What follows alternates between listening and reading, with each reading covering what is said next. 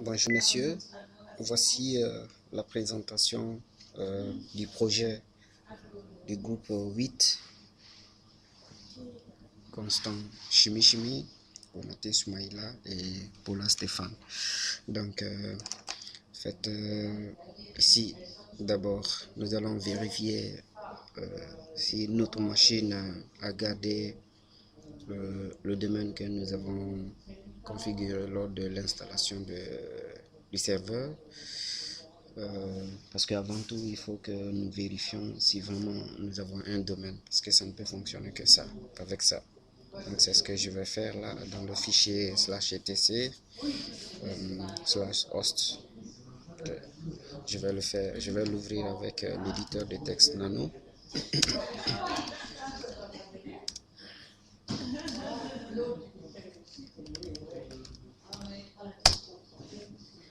Ok, nous avons ici le domaine local qui est localhost et puis notre domaine est bel et bien là, c'est debian.projet.lan. Ça c'est bien. Donc on n'a rien à faire à ce sujet. Je vais aussi, nous allons vérifier en fait dans le fichier, nous allons vérifier dans le fichier hostname aussi quel est le nom du domaine. S'il n'y a pas, on va en fait lui donner. Ok. Je vais ouvrir le même fichier avec l'éditeur de texte Nano, c'est hostname. Ok, c'est juste le Debian qui est là, donc moi nous allons ajouter la suite, c'est projet Linux. Nous avons décidé de l'appeler comme ça, projet Linux.lan. Voilà. Ok, ça c'est bien. Ici, nous avons décidé de laisser en fait l'adressage IP dynamique parce que puisque nous ne travaillons pas dans un réseau fixe. Tantôt nous travaillons dans le réseau de l'école, tantôt nous travaillons dans le réseau chez un ami, tantôt nous travaillons dans le réseau dans une cafétéria. Donc nous nous sommes dit mieux vaut laisser l'adressage IP dynamique parce que quand on fixe de façon statique, ben, il va arriver à un moment que si on n'est pas dans le même réseau, si notre machine virtuelle n'est pas dans le même réseau que le gateway, ben, ça ne marche pas en fait. Voilà. Mais quand même, nous allons aller le vérifier et puis mettre le nom de notre domaine là-bas aussi. C'est dans le fichier, des interfaces en fait. Voilà.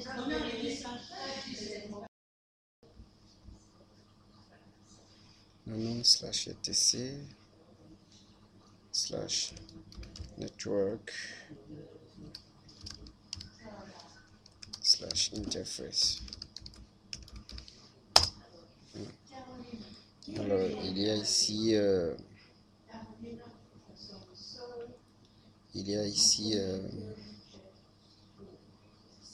pour le moment, nous devons configurer ici en fait l'adressage dynamique. Donc, c'est ce qu'on va donner à la machine parce que c'est pas configuré. Alors,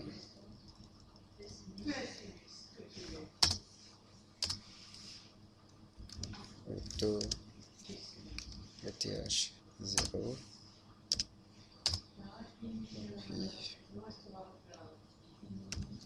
puis face.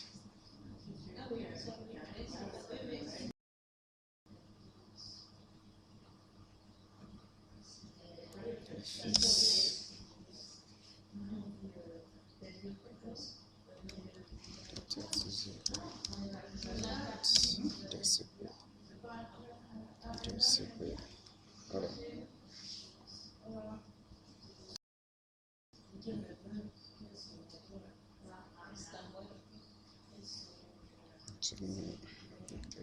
On va enregistrer celui-là. D'accord. Et puis maintenant, nous allons redémarrer toutes ces... Nous allons redémarrer ça.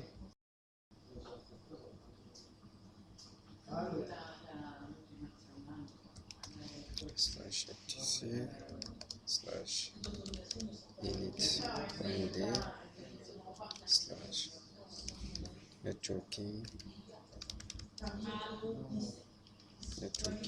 reste redémarrer.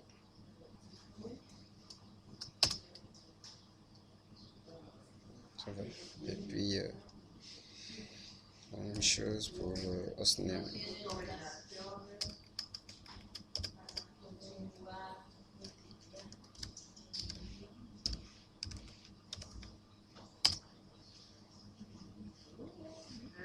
Il n'y a pas de dossier, donc il me dit que il n'y a pas de dossier, donc ça veut dire que le dossier hostname ne se trouve pas dans l'init, donc il se trouve dans slash etc. Ok, ça va. Et j'ai pas, la permission ne m'est pas accordée, alors que je suis sur route, je comprends pas. Bon, je vais quand même aussi rebooter, donc je vais faire le reboot de la machine en fait, pour redémarrer en fait la machine, pour ça pour que ça puisse prendre les configurations que nous venons de faire là.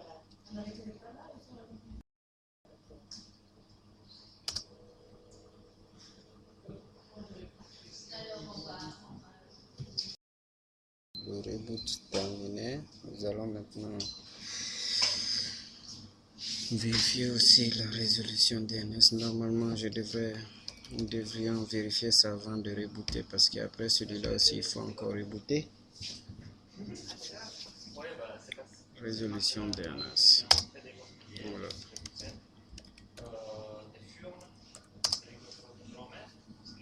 Ok. Non, slash etc slash resolve.conf.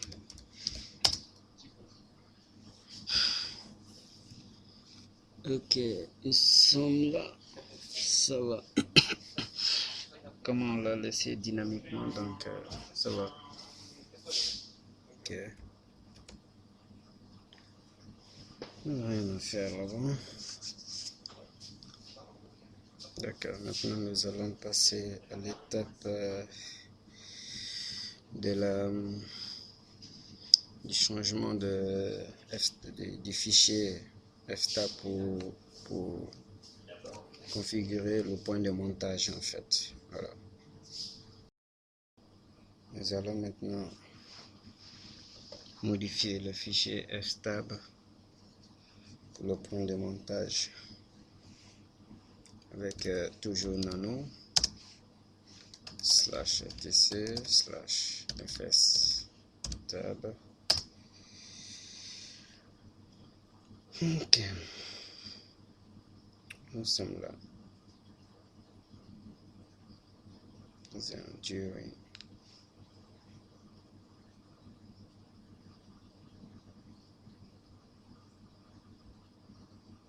Ok, STFS.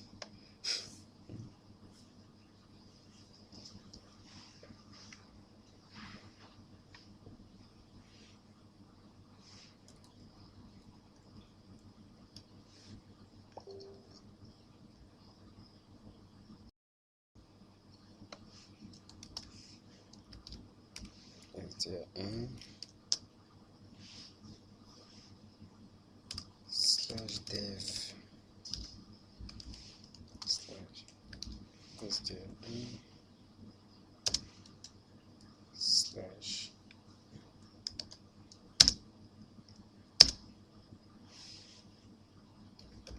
xt4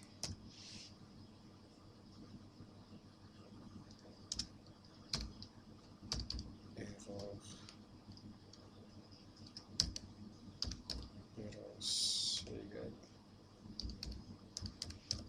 remote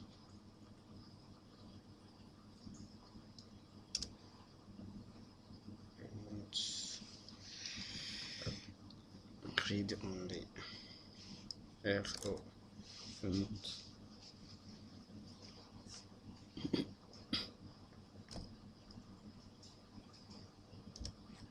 Read only.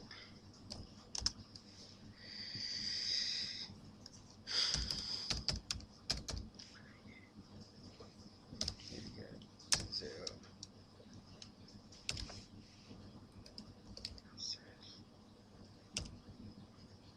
Zero.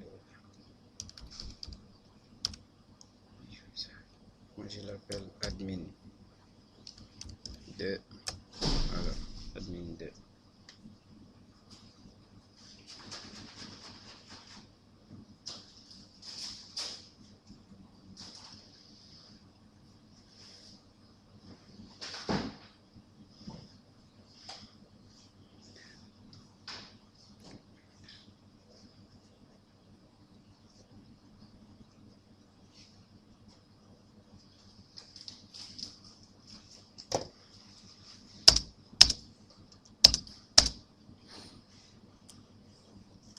Zero.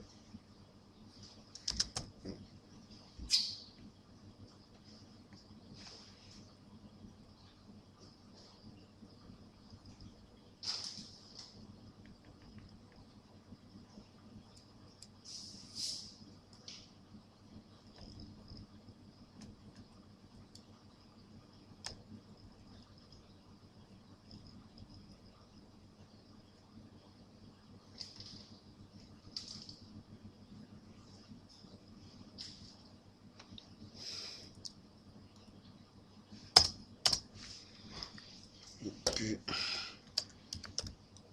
monte.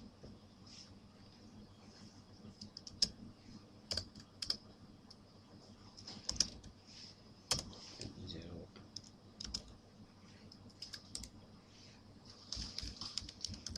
Monte. User.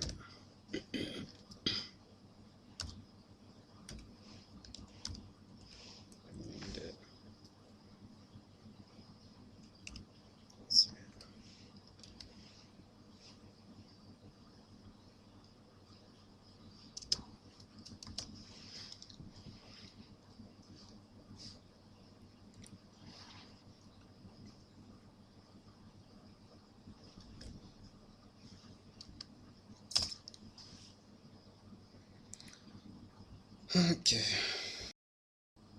Maintenant, nous allons faire la mise à jour des dépôts. Donc, petit get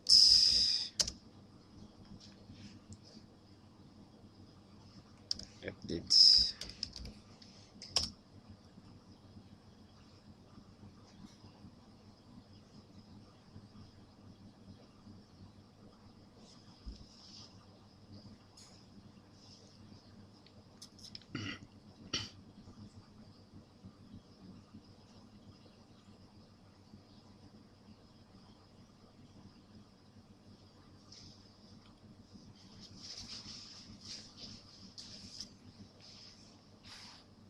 Ok, et puis update. Update.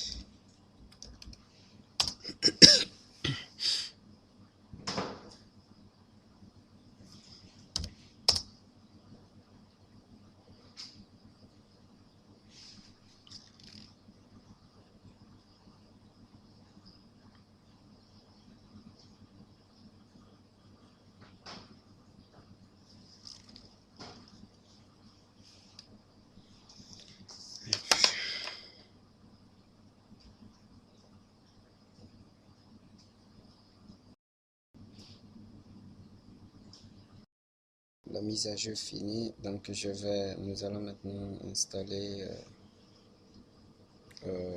les builds, disons que la librairie essentielle pour notre travail. Pour Samba. Comme on avait travaillé sur un fichier, donc je vais dire parce que c'est trop long, donc je vais prendre directement, je vais mettre ce fichier en face et puis taper maintenant quoi. Ok, donc c'est un petit get install get install build essentiel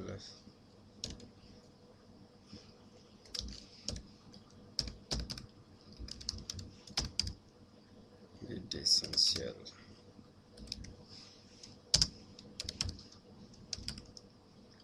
libACL, donc la librairie des ACL dev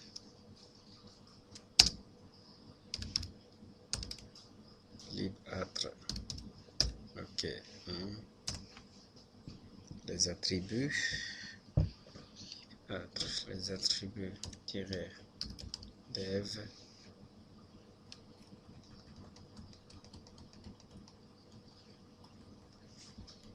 que je vois ce que je tape, sinon ok, c'est bon. Ok, libav okay.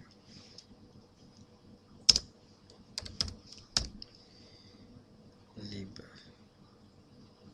blk id blk id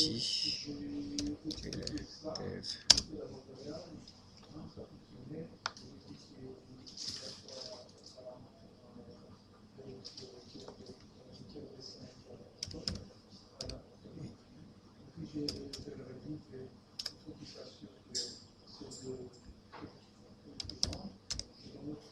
lib gnu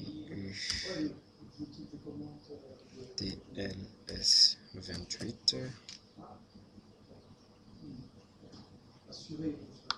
L28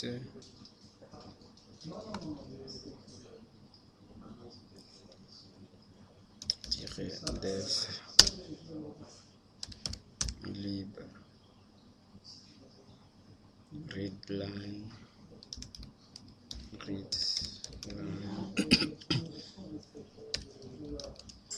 dev Python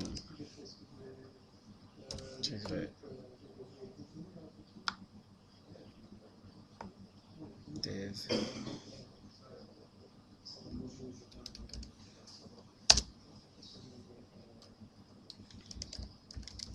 Python DNS Python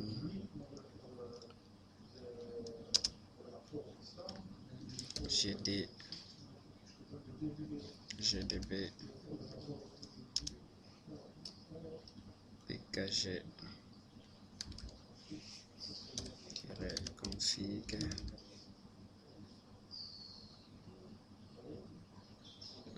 config lib pop dev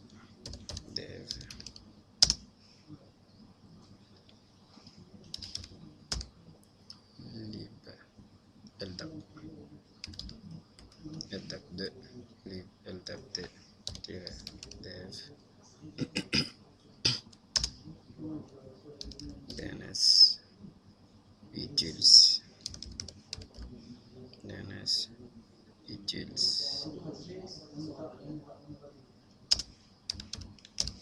lib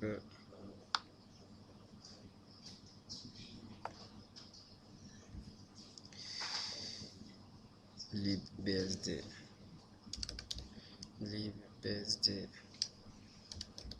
dev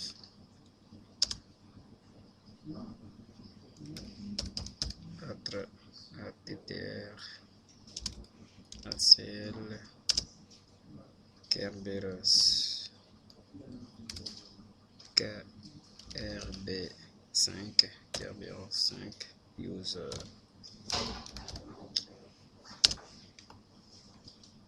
kerberos 5 user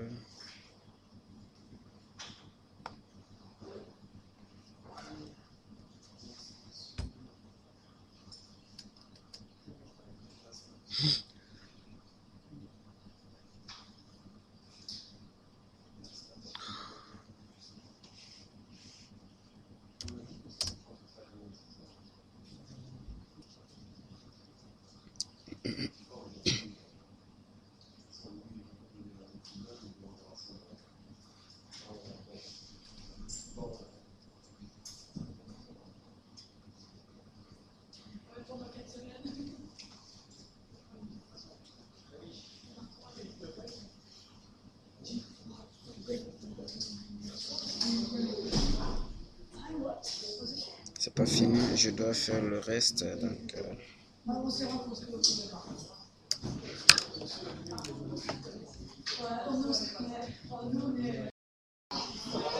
maintenant, nous sommes interrogés par Kerberos pour savoir le domaine, je crois, le domaine et le nom de la machine. Donc, il a déjà vu le nom de notre domaine, c'est projet Linux. Voilà.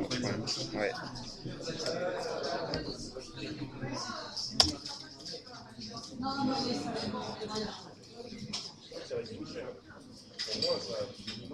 Et puis le serveur, donc c'est... Tout est majuscule ici, je crois, quand il s'agit de Kerberos. Mais tu ne dois pas enregistrer ça quand même. Il prend déjà. Non, les informations là, nous avons déjà ça. Serveur administratif. Il est en train de... Oui, j'ai lancé, il est en train de le faire. Le serveur administratif du royaume Kerberos. Tu veux couper quand même le bruit. Oui.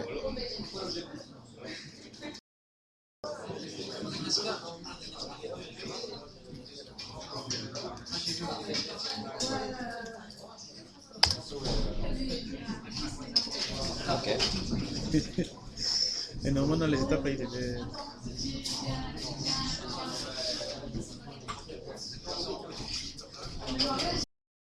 Maintenant, nous allons télécharger la source Samba 4.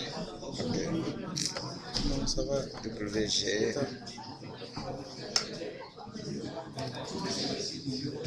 Tu dis WGT. avec HTTP. Julio. Ah, ok, tu en as marre. FTP. Avec Julio. Samba. .org. Ah, ok. Et tu l'as quand même dit déjà. Pub. Slash Samba. Slash Samba-test.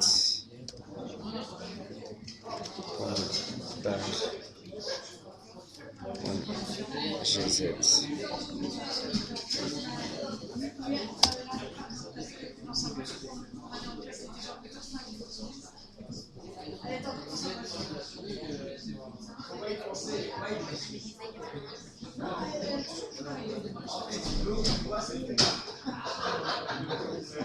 On a un problème avec la connexion à ftp.samba.org. Il a échoué donc parce que c'est pas accessible. Donc c'est parce que c'est pas la connexion, c'est parce qu'il trouve pas, mais ça veut dire que nous devons vraiment accéder à ça, quoi. Sinon nous serons obligés de chercher une autre source de Samba 4 en fait. C'est ça, je vais arrêter ici d'abord d'installer Samba 4 maintenant. Comme ça prend du temps, donc je préfère stopper la vidéo parce que ça sert à rien de continuer. On vient de télécharger la source Samba. Donc il faut extraire maintenant le fichier compressé. Comprends? Ouais, le décompresser. Le décompresser en fait.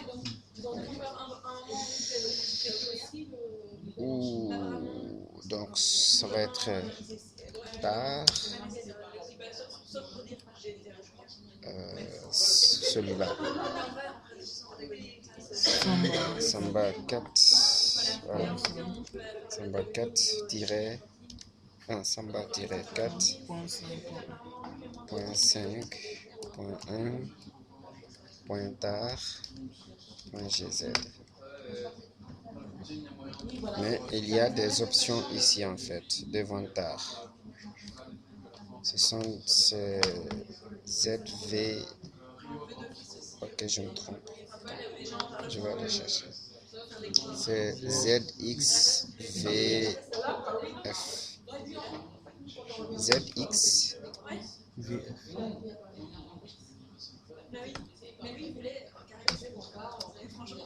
ZX, VF. C'est tout, hein? D'accord.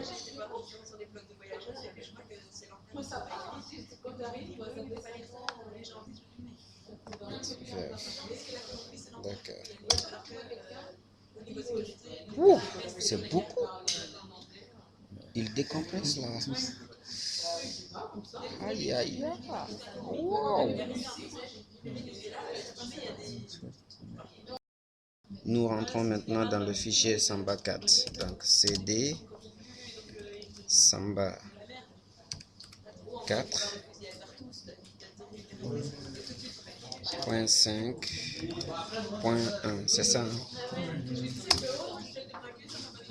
Je suis dans le fichier, vous comprenez? Et si par exemple j'essaie d'afficher ça, tout ça font partie, tout ça sont à l'intérieur de ce fichier en fait. Et qu'est-ce que nous avons besoin? Nous sommes en train d'exécuter comme ça le fichier de configuration de Samba 4. Voilà.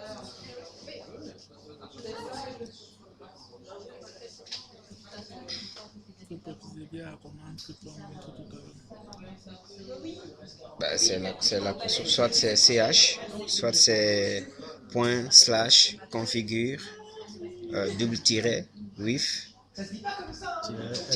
LDAP. Voilà. Donc le fichier de configuration de LDAP, c'est ce que nous sommes en train d'exécuter maintenant. C'est pas juste Samba 4, c'est le fichier de configuration de LDAP en fait. Je me suis trompé parce que j'ai dit fichier de configuration de Samba 4, mais c'est celui de LDAP en fait. Ok, ça prend beaucoup de temps. Ben... Ok, l'exécution du fichier est finie et là, c'était bien, c'est bien parce que le résultat est là, configure finished successful, donc 4 minutes 10, 148 secondes. C'est le temps. Donc je vais faire make ici. Make où je peux accéder, voilà, et puis make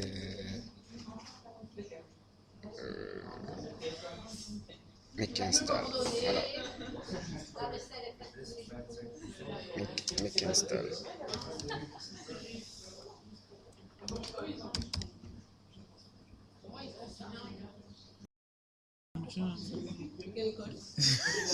Quand tu dis, je sais pas, tu me poses. C'est pourquoi tu dis, mais tu. Non, attends. Il faudra comprendre. Ça marche maintenant.